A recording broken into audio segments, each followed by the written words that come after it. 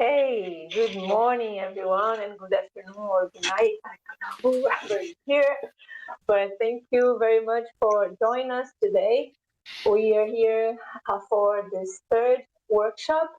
We're going to learn a little bit more about field mappers, right? FieldPapers, FieldPapers platform.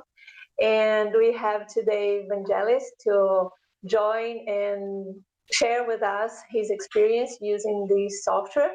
I also just want to thank everyone for being here, for Vangelis for being here too, and also whoever is watching us, and say that this is a workshop, part of a bigger event that we are calling Community Mapping Online Event.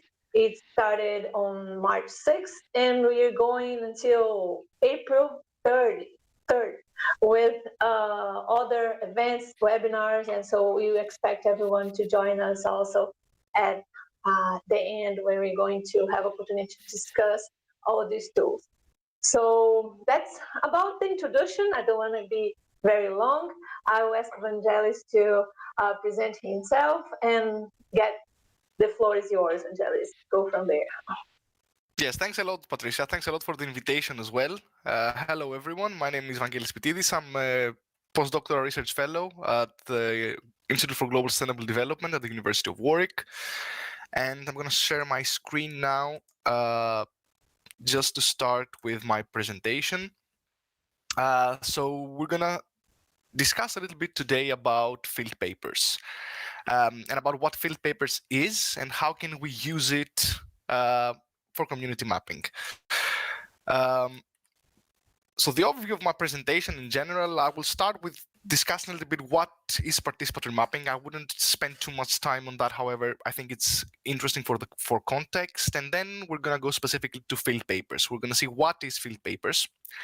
How do we use it on the field? I decided to create a practical presentation just to show you how it can be used and how we can create maps on FieldPapers.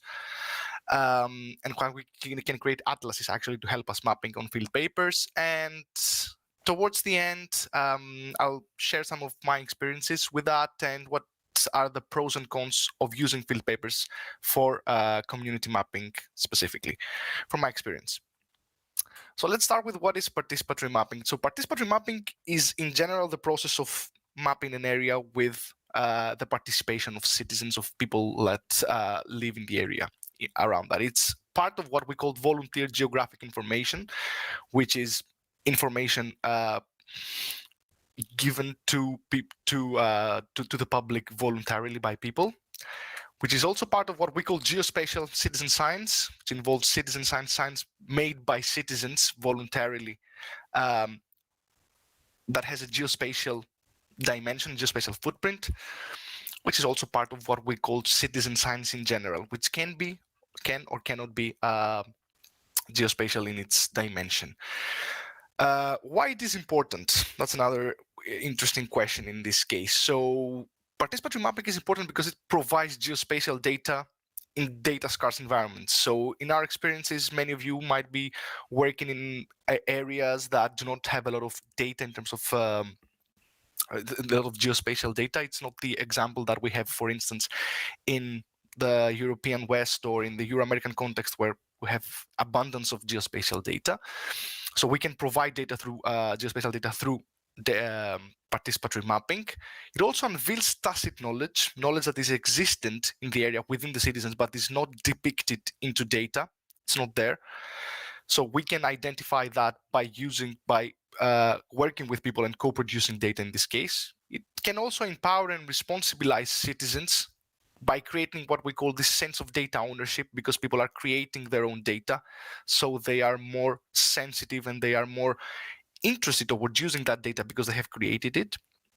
And finally, it incorporates local perceptions to the actually collected data. So many times people that are using the data, geospatial data, are not familiar with the area that they're using, which means that the information that the data contains is not that rich. So with participatory methods, with the use of people's knowledge or perceptions, we can enrich the data that we have. In general, this is the approach to community mapping that we're having as an institute. It has been developed through time, and it starts with the preparation of the data. Then we go and do what we call online mapping using hot task manager. And Josem, this is a process that is being done in OpenStreetMaps. We proceed with online validation, then we do what we call field mapping, the GPS digitization, and then we're coming with FieldPapers. And this is what we're going to discuss today. We use FieldPapers to check the structure, geometry, and verify the data that we have created digitally. Then we use a process which is called structure coding and field nodes using Open Data Map Kit and Open Map Kit, which is something that Godwin is going to discuss, a colleague of mine, next week. And then we do the scanning and conflation of the FieldPapers and proceed with other processes. So FieldPapers is a vital part of the whole approach to community, of our whole approach to community mapping, but it's just one bit in there. It's very vital though and very important. Let's start with what is FieldPapers. FieldPapers is an online platform. It allows users to create online atlases of the area that they choose and divides that chosen area, you can choose your own area, into different segments based on your choices. So you can choose the area that you would like to map, and then you can divide that area into different segments just to provide to allocate mapping exercises and activities to different people. Obviously, it uses OpenStreetMaps as a base map. I know that some of you might be familiar with OpenStreetMaps. If you're not, you can ask me a question afterwards. I didn't want to cover that. João covered that during the first workshop. It looks something like this, but let's see how it works in action. So what I will do now is I will click on it, and I will go with you through that. Let's make an atlas then. The first thing you need to do when you're going to FieldPapers, you need to log in with your account, your OSM account in this case. If you don't have an account, you have to create one. I will use my account and sign in. And then it's fairly straightforward what I need to do. I will go here to make a new atlas, or I can go in there, for instance.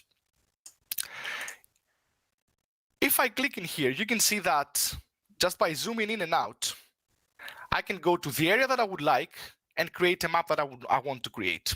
I'm based in Coventry, so I'm going to go around the University of Warwick just to show you how it works. That's an example, but you can choose any area that you would like. And then what I can do is I can change the orientation of the paper that is going to be created, and also add different layers, different papers in this case.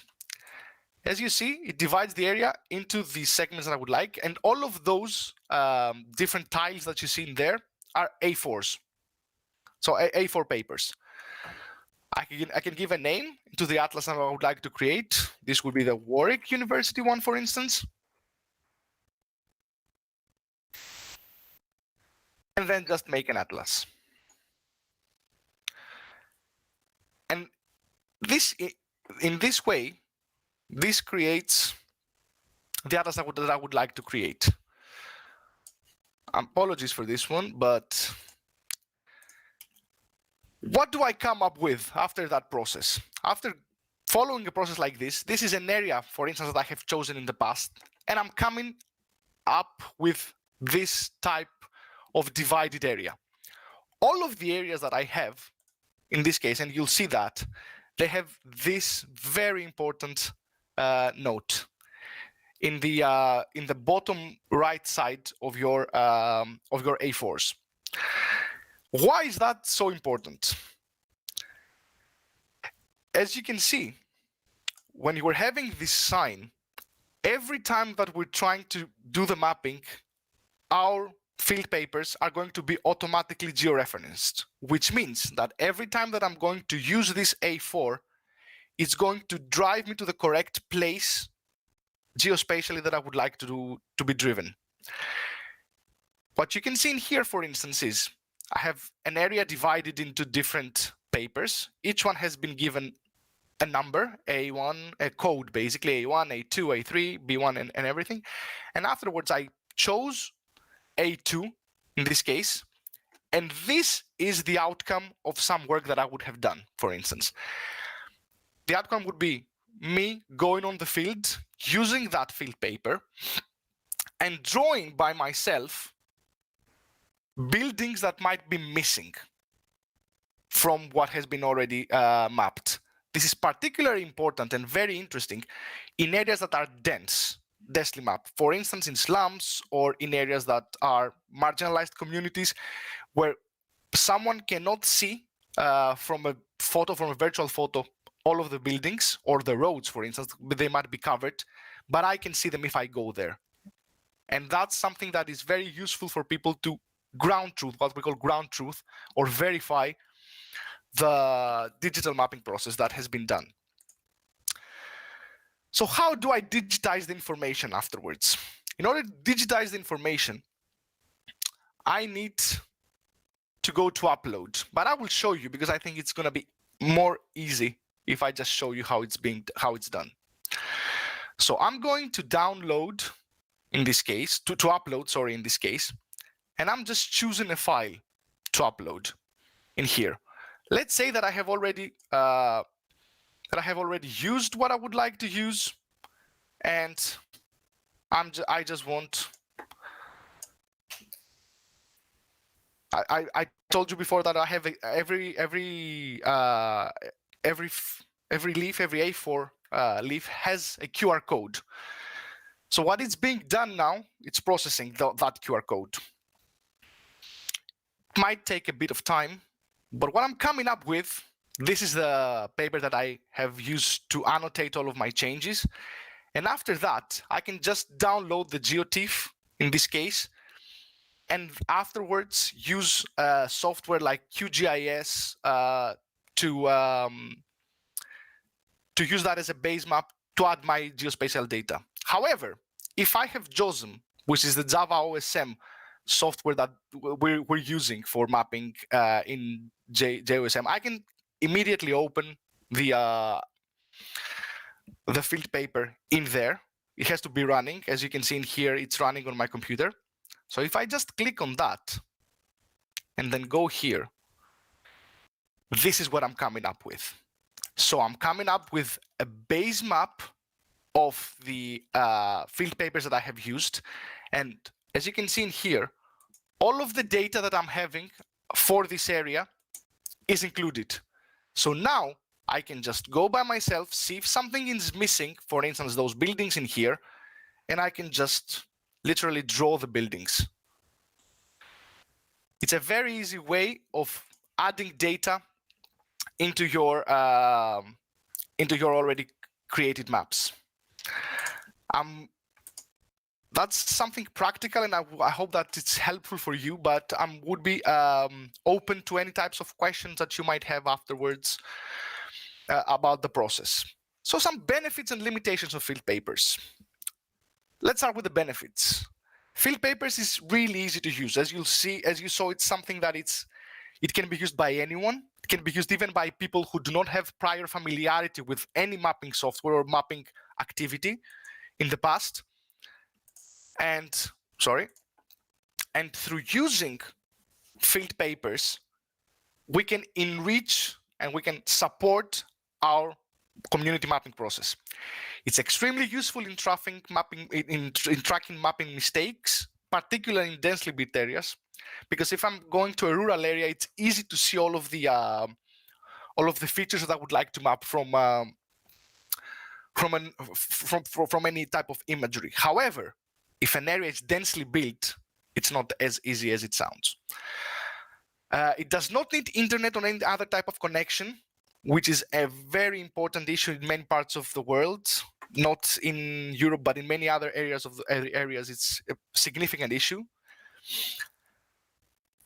And it can be used as a tool specifically to involve community members in the data collection and create what we called before this type of empowerment, this sense of data ownership. However, it comes up with some limitations. The provided data that you create will need to be digitized in order to be able to in order for you to be able to analyze them, which means that we're creating data on the ground in analogic form. However, those data needs to be digitized afterwards to be used. The resolution of the maps might be low in some really dense areas, and that might be an issue. And the zooming of the level of zoom that you can go into every area, it's limited in this case. It's something that we have discussed with the people that are running FieldPapers, and they told us that it's something that they will look into. And finally, the software gives the platform, gives a limited user freedom to select the mapping area. So I cannot zoom in or out into the area as much as I would like to. There are specific zoom-ins around that you can use. So finally, we've used FieldPapers in a lot of cases. It has supported our mapping processes immensely in many areas, specifically in Africa and Southeast Asia. We've used it extensively, and we've enriched our mapping quite a lot. And some take-home messages for everyone in this case would be, first of all, that FieldPapers is a great way of ground truthing the outcomes of digital mapping. It's an easy way to use. It's something that it can be taught easily to community members, to local citizens. They don't need to be to have internet connection. They don't need to have any prior familiarity. They don't need to be map experts or even map literate in this case. The process of ground truthing can be split between several different people or groups of people. So you can do the process of ground truthing. You can perform the process of ground truthing much more quickly. And finally, it's a great tool of empowering local communities and creating this type of sense of data ownership. It's a tool that it cannot be used by itself, in my opinion, because it's too much work. But combining it with other mapping tools, such as online mapping that we saw before, like HotOSM platform, or ODK, Open Data Kit or Open Map Kit, which is something that Goldwyn is going to discuss, it can produce high level and high quality local data. So that's my presentation, and I'm really glad. I would be really happy to answer to any questions you might have on the presentation. Thank you very much. Thank you, Vangelis. That's great. I'm really like, how come I never used that before? Thank you so much for that. And I open for questions, but I'd like to ask already two questions. Thinking about the base map that you said that we're using the OpenStreetMap, is it possible to use my own source, like a drone auto photo that I have, auto image that I have for the area? And the other question is that if I can add reference points, sometimes you have a very plain and orientation is very hard to go in field, so we need to have like I don't know, an office, is a market, so you have people better oriented on the field using the map. So if you can add this. Excellent questions both. So first of all, about your own photo. So you cannot use it in this case because the base map that you're using is OSM, is OpenStreetMaps. So what you can do, and what what we've been doing in general in our experience, because we had that issue, we had our own photos for areas. We used those photos to do the first part, which was the preparation and the online mapping, as I showed the presentation. So I can share my screen again, just for you to have an idea of how we worked. So, yep.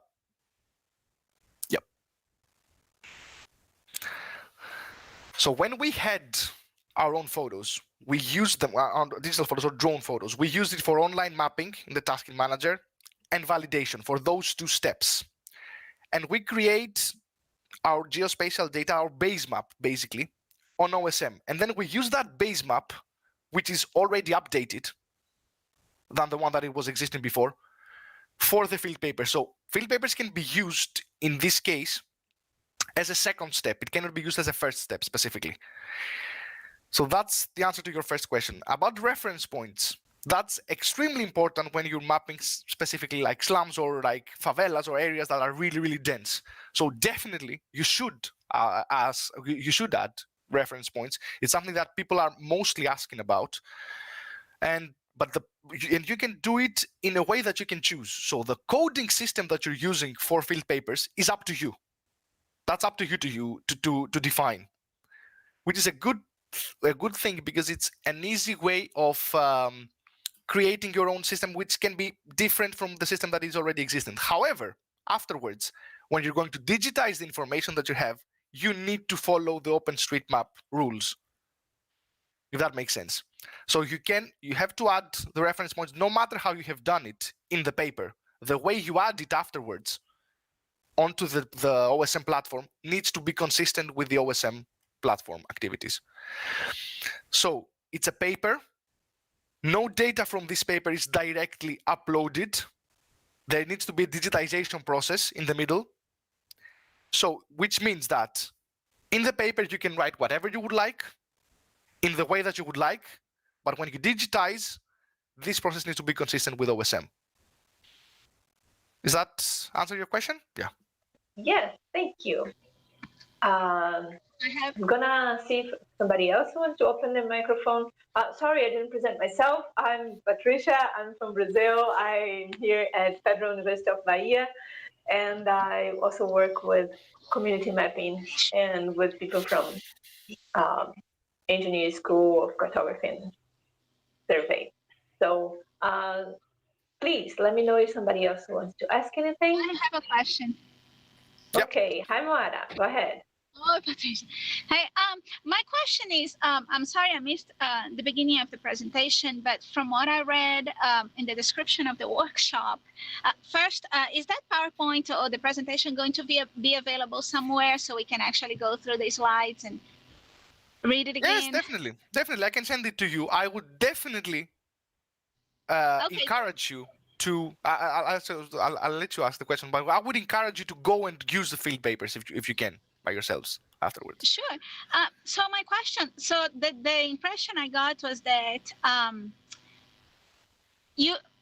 or at least from my application, that I could go in the field with the paper maps, or I could send the actually people that go in the field to collect data. And I was thinking, how do you go about digitizing the vector data? Let's say I have locations for like households, or I use it for health applications. So my thinking is that if I go in the field, and especially in rural areas and things like that, where you don't have a lot of like with a very good definition maps, and it's hard to find coordinates and things of such in Google Maps and things like that. So is it possible to go in the field and mark like a household or something like that where I'm actually studying a disease event? Like, how do you go about putting those like points for locations on? Yep. So thanks for the question. This is why I try to stress the importance of the QR code in here. So whenever you create your FieldPapers, every FieldPaper that you create, every piece of paper of A4 is going to have this QR code. This QR code is going to immediately georeference your A4, which means that if you're going to digitize it afterwards, it's going to be directly driven to the place that you have chosen in the beginning. So the process of mapping afterwards, of creating the vector data, as you mentioned, for instance, you have a raster in this case, in QGIS terms. So you create your raster with your annotated data, and the process of vectorizing the data you have created is manual, I'm afraid. There are some people who are working on doing the immediate digitization from FieldPapers, some colleagues of ours actually from Heidelberg, but it's not done yet. It's not a done product at the end. So the process of digitizing and of creating the vectors is manual in this case. So is there a way like getting the coordinates, because you said like it's going to be georeference. So I marked on the FieldPapers a point. Mm-hmm. Then I can get the exactly coordinates for that point. Yes, if you have that georeference, and then when you create the vector data afterwards, because you need to create that, yes, you get the coordinates, the specific coordinates of that place. Okay. But you need to create the vector data. Okay. The vector, yeah. That's all right? Yes, thank you. No problem. Anybody else? Yes, I think I have a question here in YouTube, but if somebody else wants to open mic and ask. Okay, so I just read what I have here. How people, just a second, it's Portuguese. Okay. Two questions. How does people that are not from the... Como é que as pessoas são da área têm acesso a... How people that are not from the area have access to these maps?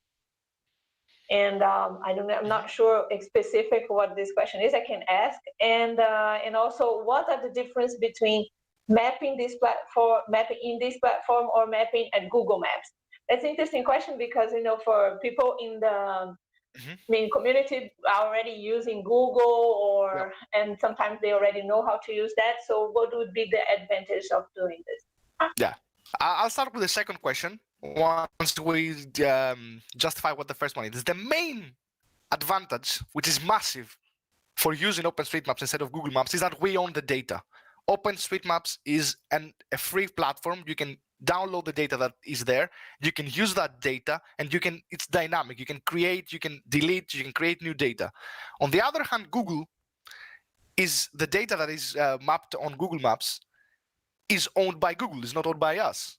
So if there is any change that is going to be made in there, you can like give your labor, you can offer your labor, but the outcomes of that labor is not yours. It belongs to Google. In this case, it belongs to everyone. OpenStreetMaps is open for everyone to use. It's what we call the Wikipedia of maps, what we call it the big Wikipedia of maps, because everyone can offer their own knowledge, their work, the knowledge of different areas, and they can map different parts. That's the main and major advantage of using OpenStreetMaps instead of Google, in comparison to Google Maps.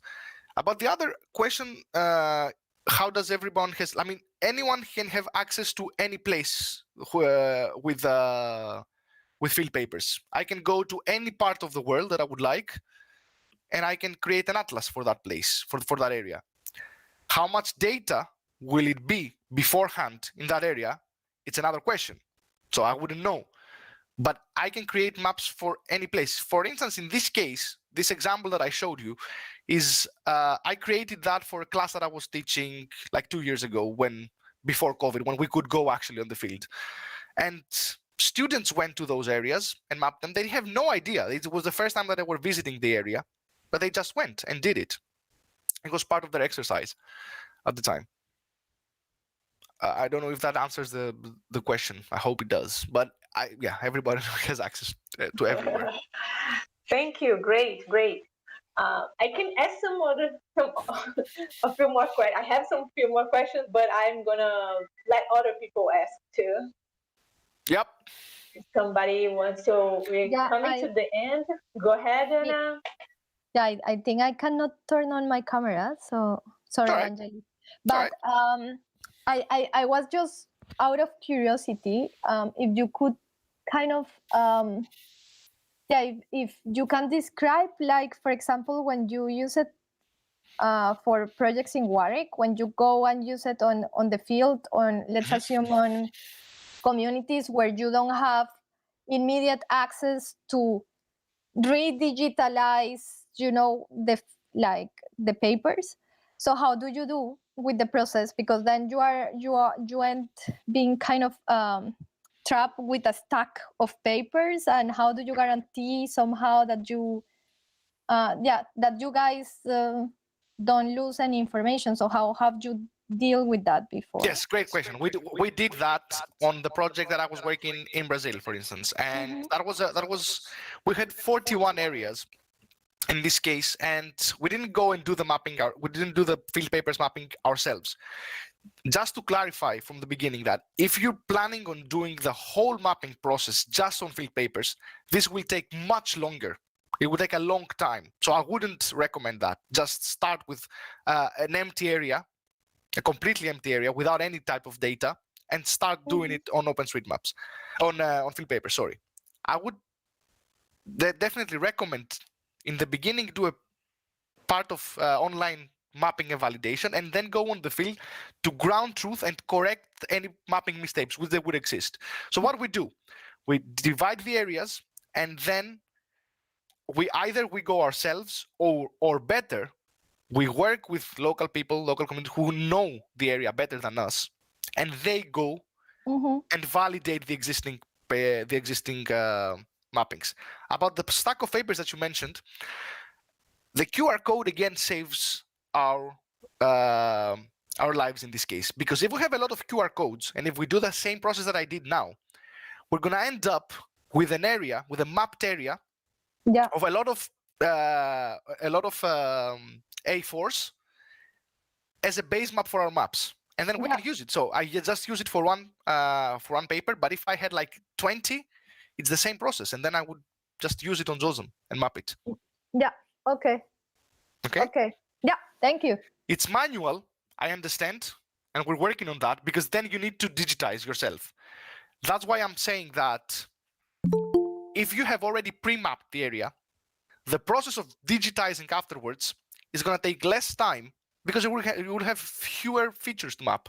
Yeah, no, I agree. I was just concerned, because it seems that somehow you need to scan the map with the QR code to be able to have the georeference anyway. So that you also have the buildings that you just digitalize. So in areas where you don't have immediate access to either like a good camera with a scanner or to a scanner, then it becomes a little bit tricky for ground truth, because then for a while you have to keep them. So I was just wondering if you have had that problem before as Warwick.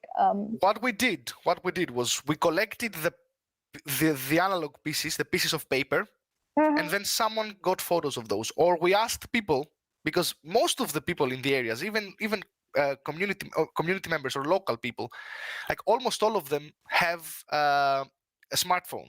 That's our experience. Like, no matter if they live or the area that they live, people have smartphones. So the people that we were using, whenever they were finishing, they were just like taking a photo of that and just sending to someone of us. Yeah.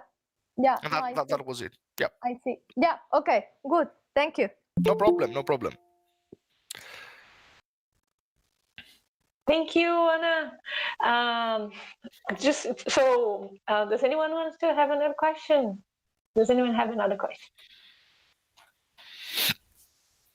I'm going to ask. So I was wondering also if we can, for example, write on the top of the, just like add information on the top of the map before it's printed, before you go to the atlas. So you have like that, the area where the person is supposed to map, because if it's not the entire rectangle, for example.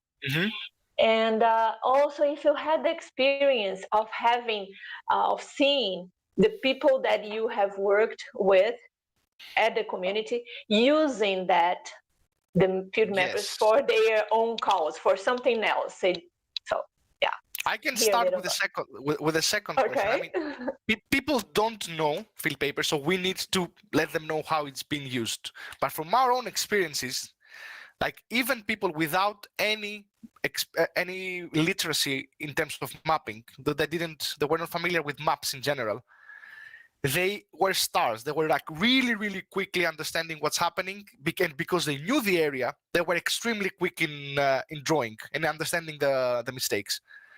So even people without any prior familiarity with maps or with mapping softwares, they were very willing to support, and they were like extremely quick. I just remember out of the top of my head, some colleagues in Kenya and Nigeria, they were like extremely quick and really, really, and in Brazil as well, a guy that we were working with, they were really, really good in working with that. So it's easy to use.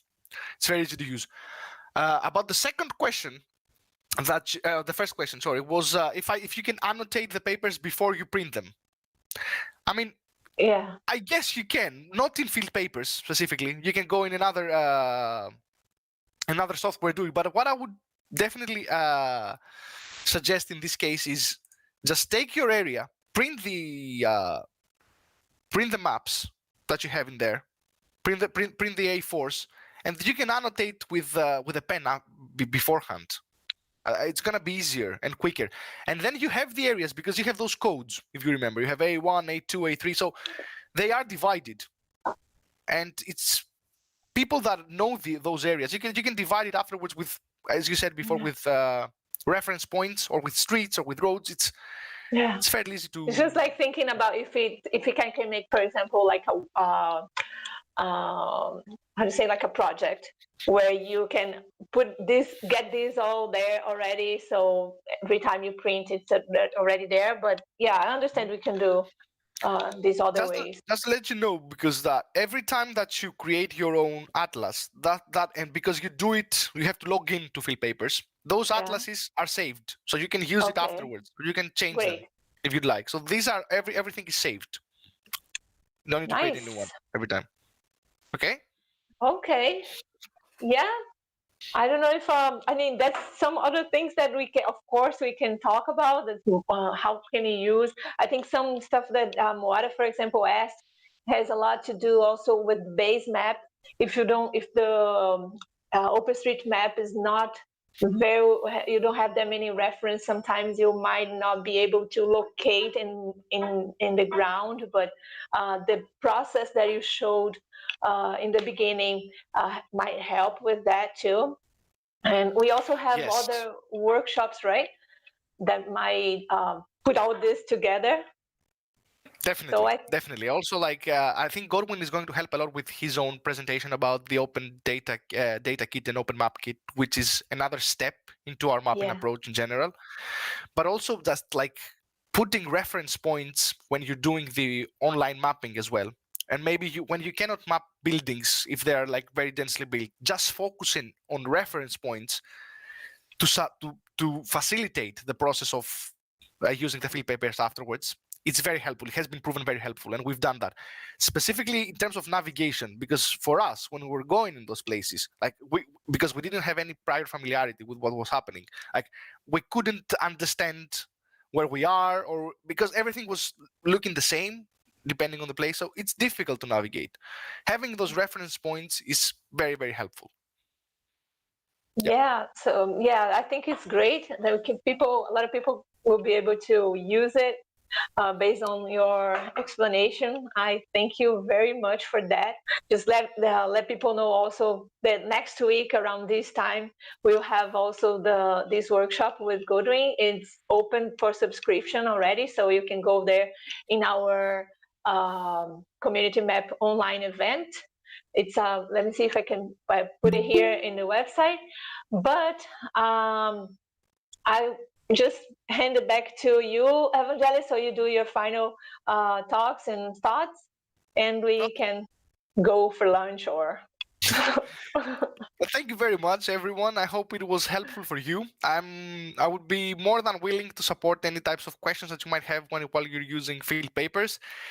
Just to let you know, FieldPapers is going to be updated. It hasn't been updated. I'm involved in a group of people that would like to update and solve some of the issues that I mentioned, some of the limitations that I mentioned here. But as you see, the company who was running it is not running it anymore. It has been changed to some other people who are like now working on it. I think it's very helpful when you're doing mapping in very densely built areas. It's an easy tool and fun tool to use on the field. So hopefully it was helpful for you. Thanks for the invitation. Thank you very much. Thank you, Vangelis. Thank you, everyone that joined us. And I hope to see you all next week. Yeah. Bye-bye.